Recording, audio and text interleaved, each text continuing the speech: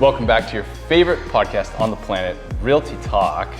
To my left, we have the queen of the closing table, Suzanne, and CEO, founder of Innovate Realty. I am your host, one of the hosts, Paul Fix-It-All Hanson.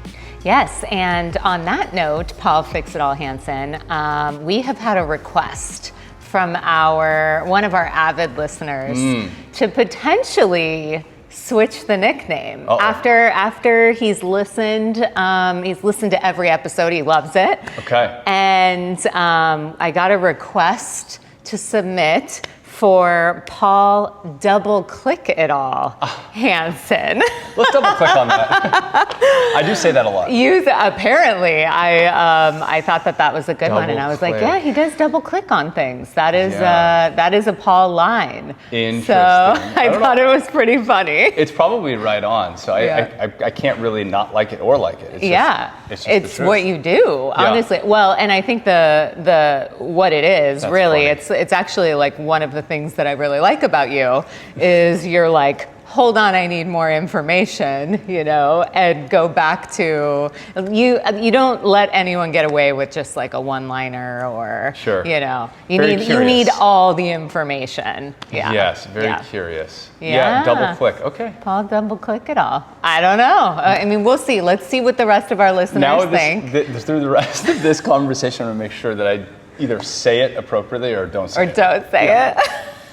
That's amazing. Yeah, I thought it was really good. Well, we should probably open that up and just allow for additional I think nicknames. There's a poll coming for sure on Instagram, and let's see where that takes us. Yes. Yeah. We Thanksgiving, family time, whatever, and we had this conversation around nicknames and stuff. Yeah. And apparently, so I was adopted.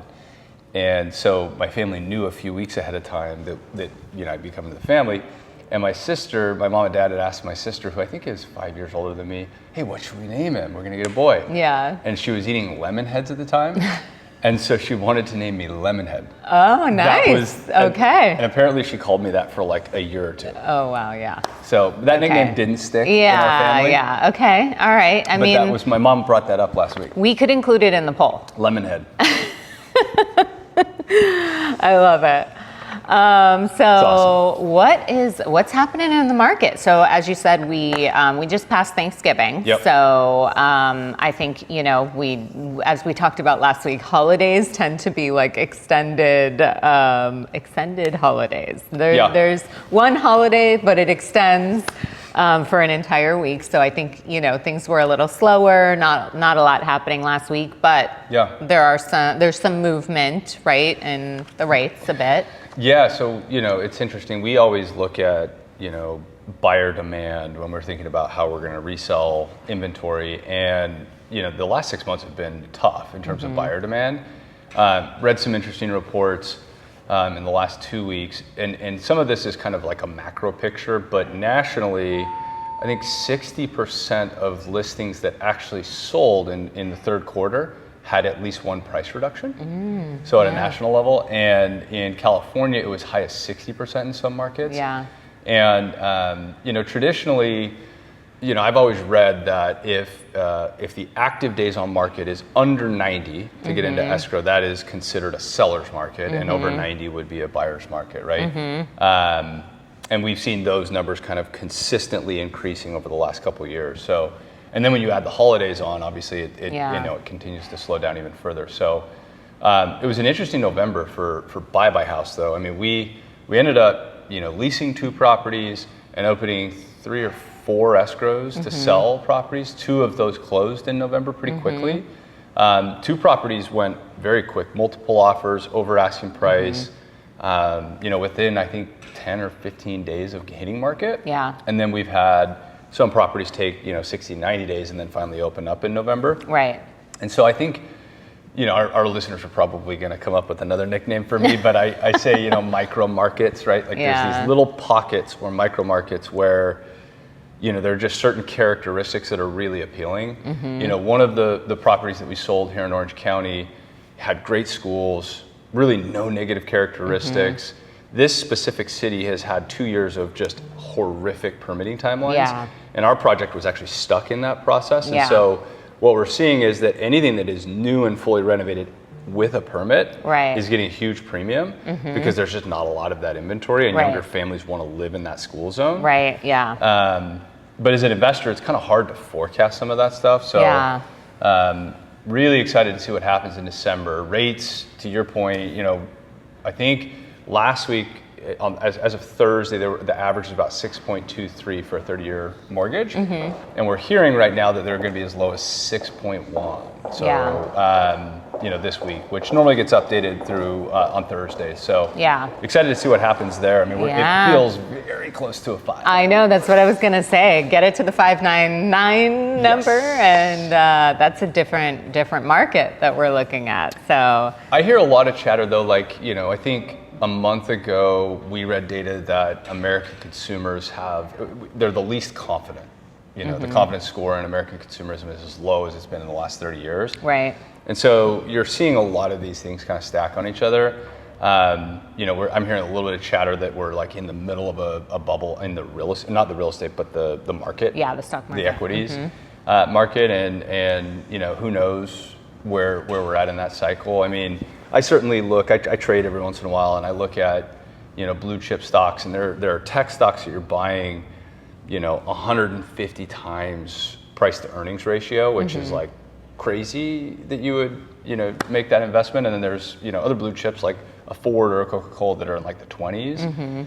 And so I think there's a real strong argument that consumers are ingesting all this information. So they're watching the news, and it's like, oh, we're in the middle of a bubble, and rates are high, and what that means to them in their head is that the last time we went through a major recession was, real estate values created the recession, and the market tumbled. Yeah. And if you're an average American consumer that had 400 grand sitting in a 401k and that went down to 200, and interest rates went crazy, and real estate stopped, and all that stuff, you may be thinking, oh my gosh, this is about to happen again. Right. Like the market's going to correct, values are going to go down. It's going to be really traumatic. But my thought process and the way that we believe is that real estate values are going to be really pretty steady in 2026. Maybe even a little bit better. They may even see some appreciation, even if there is a stock market correction, because interest rates will likely come down. Right. And that's really what drives the buyers, the buyer activity. There's still no inventory, so I don't see pricing coming down 10 or 20% in most of the California markets, unless you're super rural. But we're getting very excited. For 2026. I mean, and we're getting excited for so many reasons. I think big things happening at Innovate, and things that we've been working on for a really long time are finally coming together. As far as the agent world, I think we've talked about it previously about different brokerages that are out there, and all the things. Like at the end of the year, there's always this especially it's probably in every industry, but definitely in real estate, where agents start to think like, okay, they reflect on their year, they reflect on their business, and they think, okay, what changes do I need to make moving forward? Most of the time, it's focused on maybe where they're at. The team they're on, or the brokers they're at. Exactly. So you see things shift a little bit, and I think for us, we're super excited because things are shifting in a positive direction for us. That has been in the works long before the end of the year, but I think it will be coming to fruition beginning of next year. So I'm super excited about that. Yeah, it's funny. I was going to say we should double click on that. You have to stop yourself now. I will. You're like, wait, do I say it too much? No, I think it's just you say it. You know, it's your line. You got to embrace it. Let's double click on that. Yeah. I think it's funny because real estate agents are independent contractors. So by definition, they own their own business. They run their own business, and the actions that individual take will ultimately determine the outcome of their success, or whatever that level looks like. Right. Not the market, not the interest rates, not all this other shit. It's really, what am I doing on a daily basis to improve my business? And I think at the end of a year, we all get fed a ton of information on social media and the news about, what is next year going to look like, and set your New Year's resolutions and all this stuff. And so I think, the movement that I've seen from agents kind of, around the industry, it's really, I think some people do it because they think that moving is going to, provide more leads or provide some opportunity they're not getting at their current shop. I would encourage our listeners that are agents to think about the people that you spend the most time with, right? So if you move from company A to company B, and it's the same type of culture, your actions likely won't be any different. Right. And there's no secret sauce. Like even our business, when we look at what we provide, and we provide a lot of resources to agents to be successful, but they still have to take the actions and the steps to be successful. Right, 90% of what we provide doesn't get used, Yeah, and so I think the challenge for me at least would be to look at yourself and say, okay, I think there's an old adage that the 5 people you spend the most time with in your life are who you will become or who you are. Yeah. And we all go to work every day. We spend 40 or 50 or 60 hours working. We spend more time with the people we work with than most of our families. Yeah.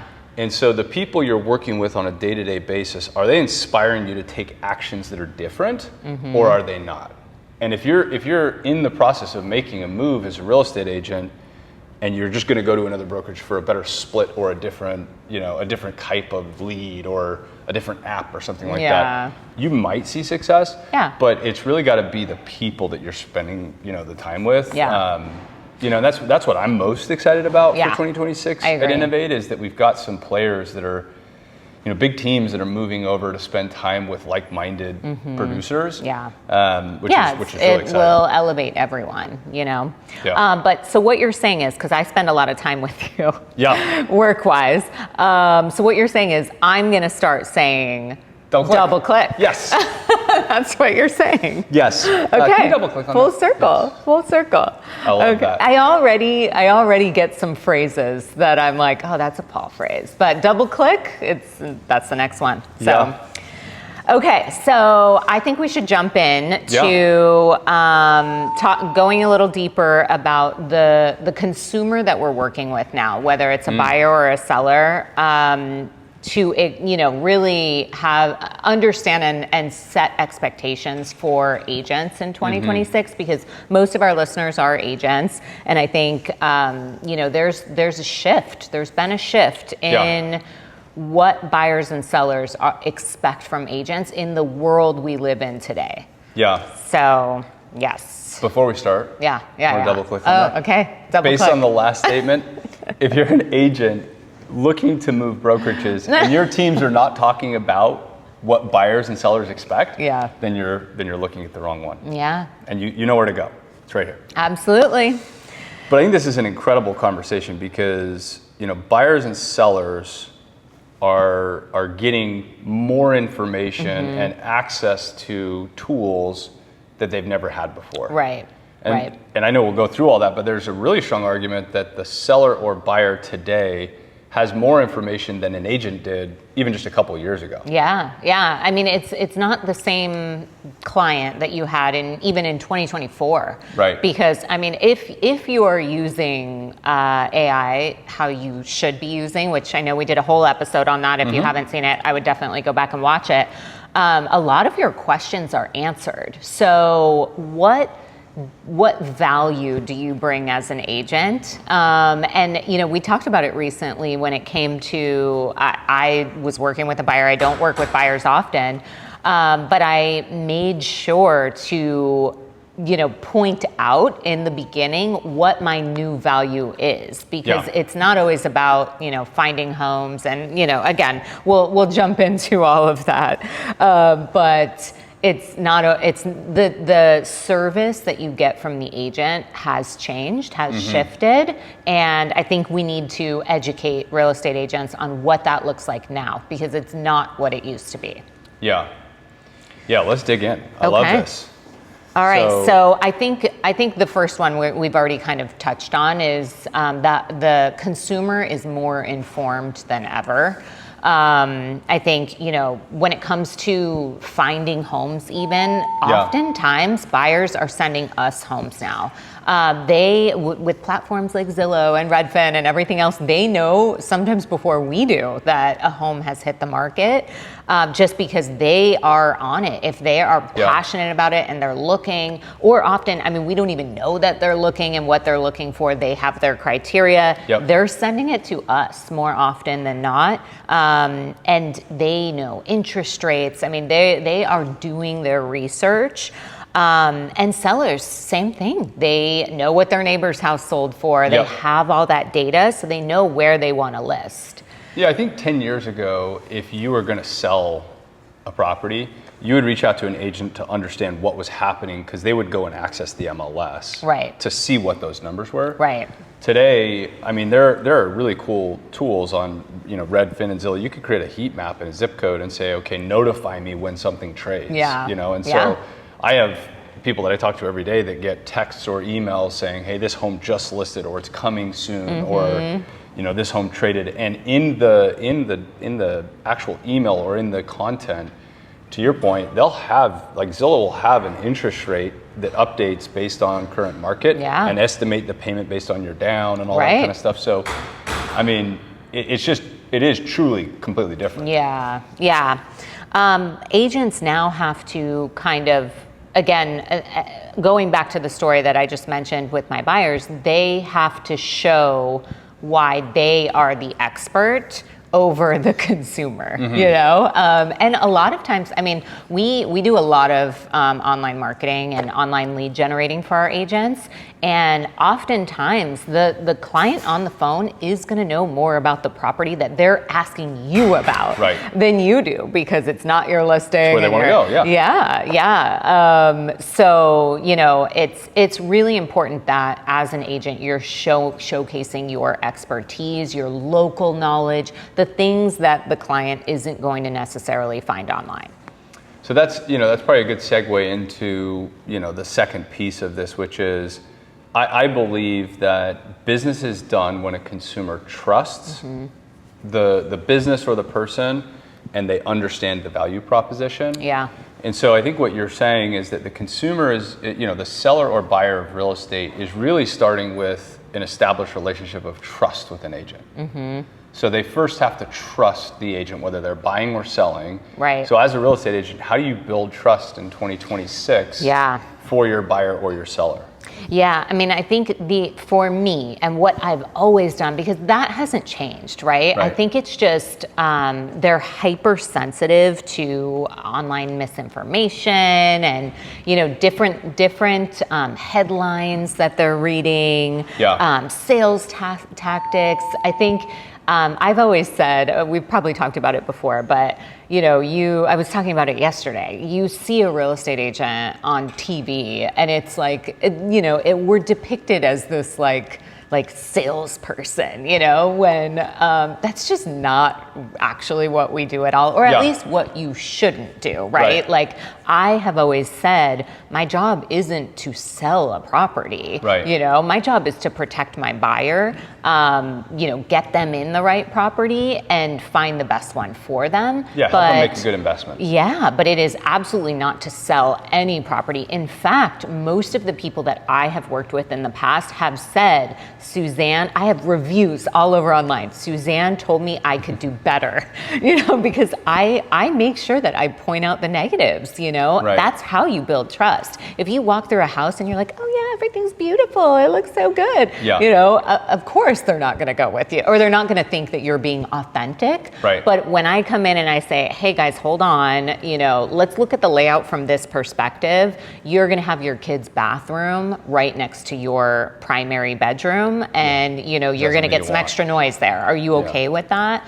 And just point out things that they wouldn't necessarily think of. That's how you build trust, So what I hear you saying is, in 2026, what you have to do is become a trusted advisor.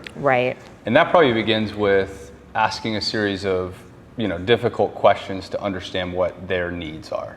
So if somebody's buying or entering the market for the first time, or just looking to upgrade or whatnot, what are the most important pieces of the property? Characteristics, bed bath count, the bedroom, right? Is it close to the kids? How's the layout? all of those types of things, where a salesperson would be like, hey, how much can you afford and how fast do you want to go? Yeah, I think it's funny, and that will bring us to our next point, which is speed, because that is actually a thing. But I do think it's really funny that the way that things are presented, because actually I would say that I am pointing out more negatives on a property than positives. Everyone can see the positives. You know, you saw the photos online. It goes back to our first point. Consumers know it all. They've seen everything. But what they haven't thought about is, the negatives that we have seen over and over again. So there is a tactful way to do it, I will say. You don't want to just drop a bomb if somebody loves a property and you're picking it apart. I mean, that's tough times. They might not want to work with you. But making sure to educate your buyers on things that are glaring negatives, it's super important, and that's how you gain trust. So in our conversation, the first point to become a killer agent in 2026 is that you have to understand your buyers and sellers have more information than they've ever had. Right. Number two, you've got to create a level of trust as an advisor where they follow you through making the decision to, arguably make one of the largest investments they're ever going to make in their life, or sell one of their biggest investments ever. Yeah. And the third piece is, creating those expectations, right? So dig into that for us a little bit. Yeah, I mean, I think speed, we talked about speed, right? And, we've known for a really long time, anyone doing any kind of online lead generation knows the name of the game, that it's speed to lead. You got to call the lead immediately once you get it. You have to continuously follow up with the lead. But honestly, consumers expect immediate responses. Yep. And what happens when you don't respond, and this is just the truth for real estate agents. It is the life we live in. If you don't respond, they are going to find the information themselves. Back to point number one, it's all out there. So whether that's from you or somebody else or ChatGPT or whatever it is, you have to move, and you have to move quickly with responses. And really, I mean, we know what consumers in general, not just buying a house, like Amazon. I mean, we want it, and we want it now. So, making sure that also the process is like that as well. It doesn't need to be this big daunting process to go through escrow. It can be really fast and streamlined when you're working with the right people. Yeah, I'd give the analogy on a lead. We talk a lot about it internally in our business. A lead is a loaf of bread. It has a shelf life. So bread is best when it's hot and it came right out of the oven. Yeah. 7 days later, it's probably got mold on it, unless it's like filled with preservatives or whatever. Yeah. And so, and in our acquisition team, I mean, I'm hounding them every morning, like, how many leads did we get? What was our follow-up like? Because if that loaf of bread sits, it's gone. Yeah. Somebody else is eager to go and grab it and buy it, and it's going to be gone forever. Right. And so I think the argument that you're making too is that it's not just the first point of contact; it's the rest of the process, and it's creating a level of expectations that are, achievable. Like you can't say, "Hey, I'm going to call you back within 5 minutes every day." No.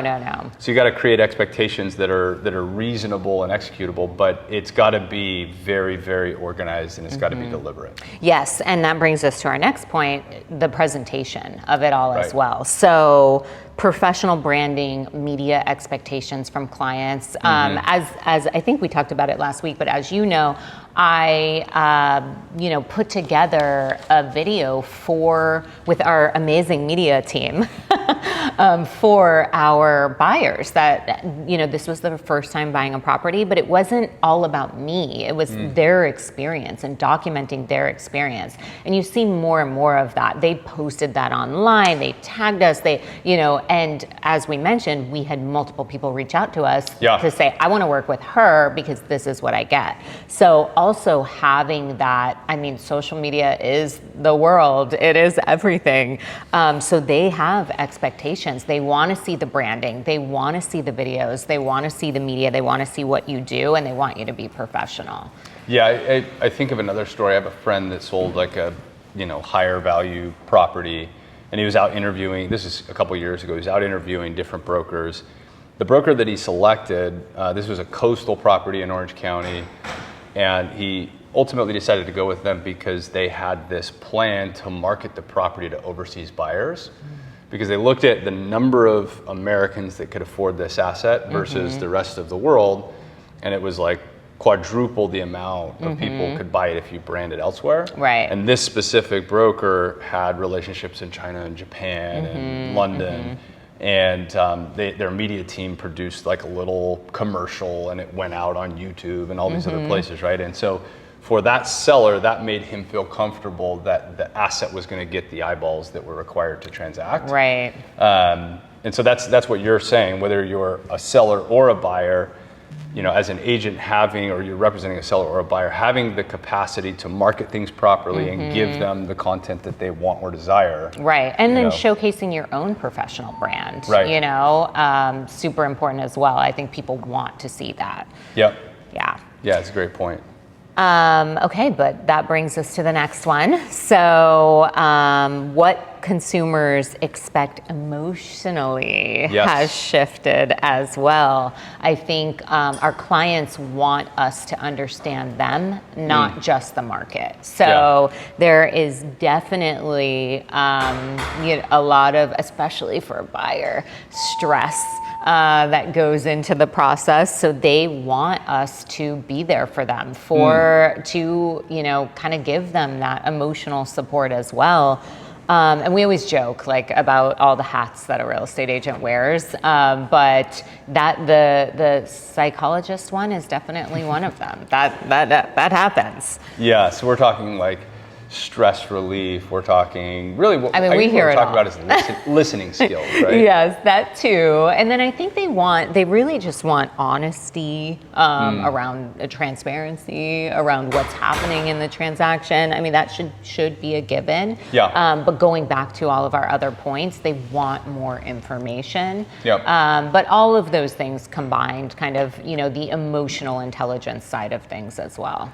Yeah, I mean, I think there's a good point there as an agent. If you're going into a transaction and you've got a needy customer emotionally and you have no bandwidth because you've got other transactions happening, you can still go through that, but you've got to create a level of expectations with that client saying, hey, look, I'm going to be great at these things. Yeah. To your point, spelling out where you create value. I'm going to be great at these things. But if you're just stressed or emotional, like I'm not going to be your resource for that. Like you're going to have to go somewhere else. Yeah. That's not maybe the right pathway with everybody, but I can see that. I just the reason I think of that is I had an agent locally that represented me on a purchase in 2009 or 2010, and that is exactly what he said. He said, look, I'm the person that's going to negotiate and I'm never going to let you buy a bad deal, and I'm going to be like all the way through the contract so you can just open up and sign everything.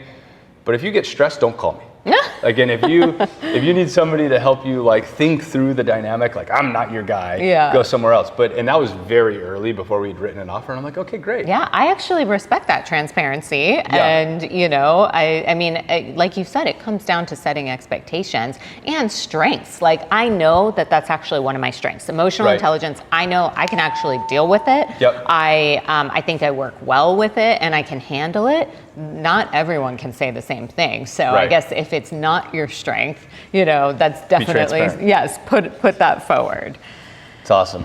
Okay, so the next segment or the next topic inside of this list is Gen Z influence in the market in 2026. Yeah, they're no longer, I mean, for so long we hear about the future buyer, Gen Z, but they're actually starting to buy. They're starting to buy a little. Yes. So what we're talking about is, baby boomers own more real estate, single family real estate than any other age demographic. They're starting to age out, right? So there's no other nice way of saying it. They're starting to die and retire. It's a great way to say it, age out. and move into care facilities or whatnot. And so younger generations are getting access to liquidity and they're starting to buy. One of those demographics is a Gen Z. So what does that transaction look like? Because they've grown up with these tools. Yes, exactly. So if you have not listened to points 1 through 5, listen again because those are mostly here. But they value digital communication quite a bit.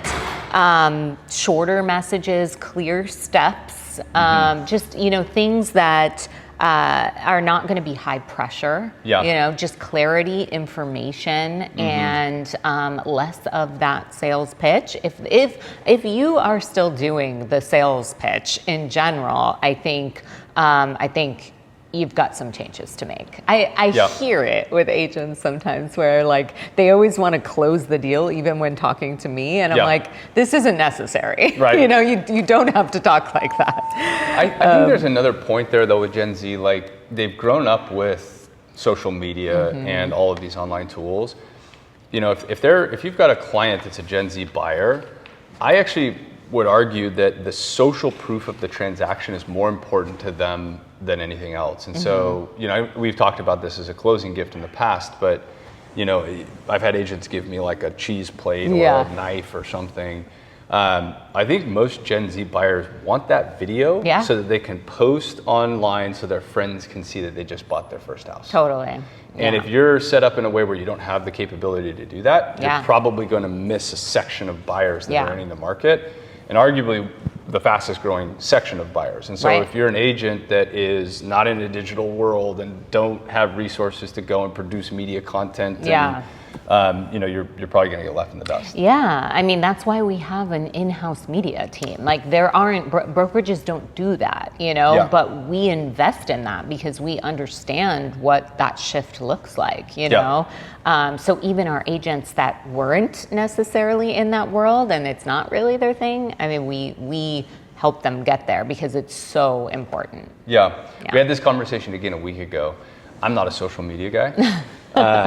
But you know, we were with some friends and they were looking at a business to buy something, and the spouses were like, "Oh, let's just go online and look at their Instagram." I'm like, "Wait, you're trying to validate a purchase and you're going to go to their Instagram?" I'm a little confused. And everyone was having this conversation, heated argument, like, "Well, yeah, I mean, if they're a real company, they're going to have a great Instagram and the branding's going to be awesome, and you'll get some like feedback. You're hitting reviews. All of our points, And I was boggled. I'm like, no, if I'm going to buy like a shirt or a pair of jeans or something, I don't go to their Instagram to look at it. But that is the younger generation. I agree. And I do. I hit the Instagram too. Like I want to see if they're a legitimate company for sure on Instagram. It's a thing. Well, don't go look at Buy Buy House or my personal Instagram, please, because I am not as sophisticated as I should be. Okay.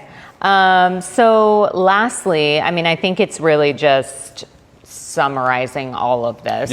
How must agents evolve for 2026 and really beyond, you know, in the future? So I think that they have to transform the way that they're doing things, not just improve, you know? I think a lot of these things that we talked about, they're things that when I refer to things that I did, I mean, I was doing these things 10 years ago. I think agents need to embrace it and understand that it's a non-negotiable now with the way things have shifted. So we're talking about putting yourself around a team of people in your business or outside of your business that are going to inspire you to lean into technology.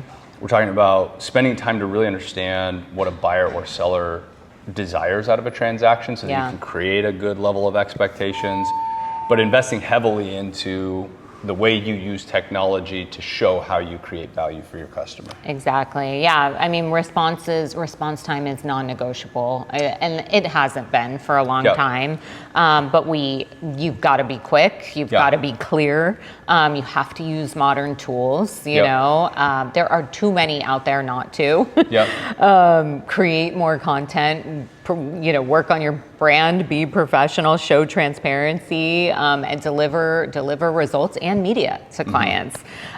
So it's just, we're talking non-negotiables at this point, and content is part of real estate now. As much as we love that, you know, didn't sign up for that for sure. That wasn't on my resume, but we're doing content right now. It's just, it is the way that the world intakes information at this point. So this is a transition into a shameless plug.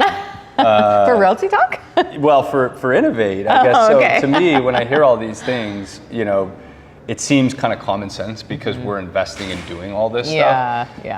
So if you're an agent in Southern California and you're at one of these competing brokerages, What does Innovate offer related to all of this? Like, how do we help an agent become their best self in 2026? I mean, I know the answers, but how do you I mean, the way I look at it is, we've already talked about it. Number one is the media team. We invest the money into, bringing on a professional media and marketing team to solve all of that. I think we were talking to an agent yesterday that was like, I could have done so many more deals if I just had any support from anyone, because I'm not a media, I'm not a marketing expert, you know? And I think agents, unfortunately, like that is the business, you know? I think he said that he waited like 6 weeks to get a flyer. Yeah. I'm like, oh my goodness. Yeah. I mean, that's the kiss of death. Exactly. And the listing just should have already sold by then, you know?